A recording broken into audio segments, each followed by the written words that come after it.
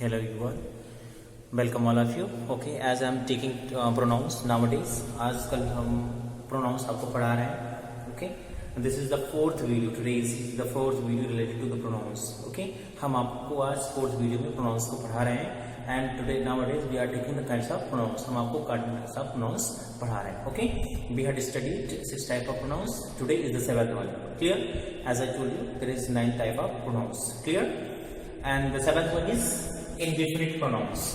What are indefinite pronouns? An indefinite pronoun does not refer to any specific person, thing or amount.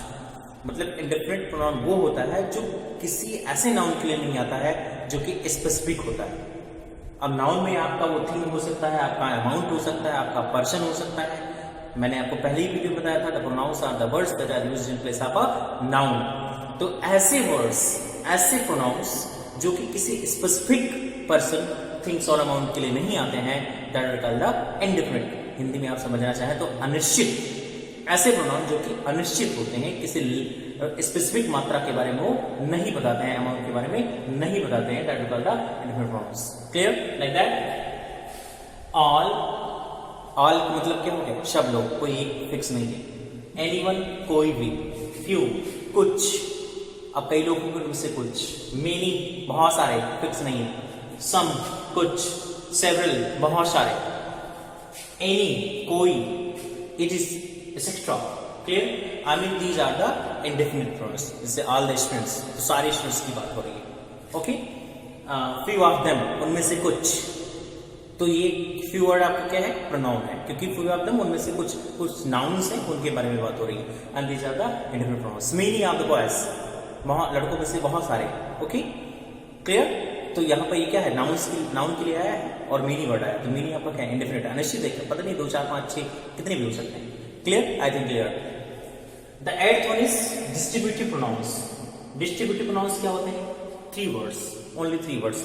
Each, either and neither are called distributive pronouns. यही 3 word आपके, each, either और neither. These 3 words are called the distributive pronouns. इन्हीं 3 words को हम क्या बोलते हैं? Distributive pronouns. And what they refer? क्यों इनको हम कहते हैं distributive pronoun? क्यों कहते हैं? Because they refer to persons or things one at a time.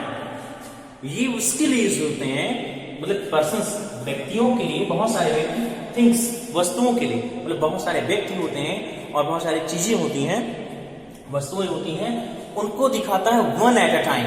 सबको मिलाकर के एक बार में ही कह देता है. Like that, each new day, हर नया दिन, प्रत्येक नया दिन. तो दिनों की बात हो रही है, उनमें से प्रत्येक, मतलब बारी बारी से सबको कह दिया. मतलब प्रत्येक, संडे मंडे ट्यूसडे बार बार नहीं बोलेगा, लेकिन प्रत्येक कह दिया. तो मतलब स्टेप बाय स्टेप जो भी आए, तो सबको मिलाकर के क्या एक सिंगल वर्ड बोला गया, ईच. तो one at a time, that shows one at a time to all the persons and things. Clear? I think clear.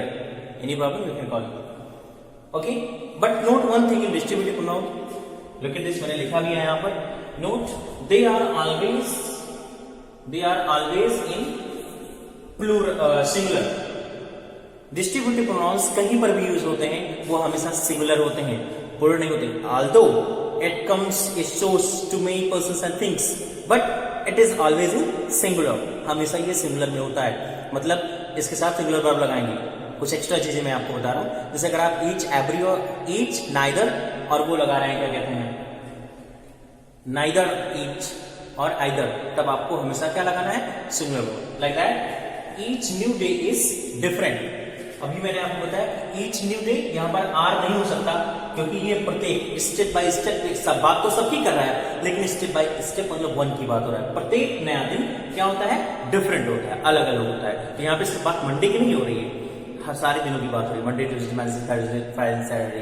Clear? In this sense, either girl can do that.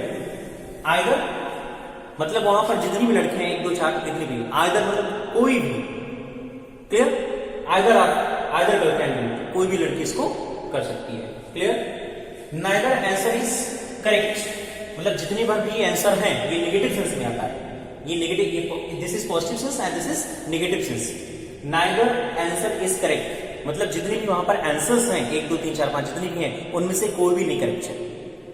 Clear? Neither comes for negative sense and either comes for positive sense. And they show one including everyone. I mean everything and every person. सबको मिलाकर के एक ये sense निकालते हैं. Clear?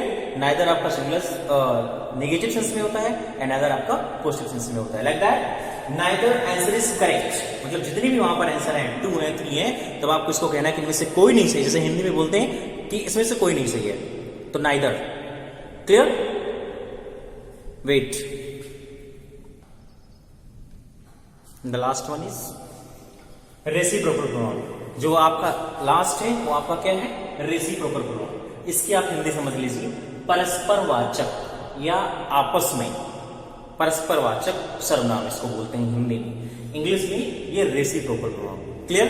The two words each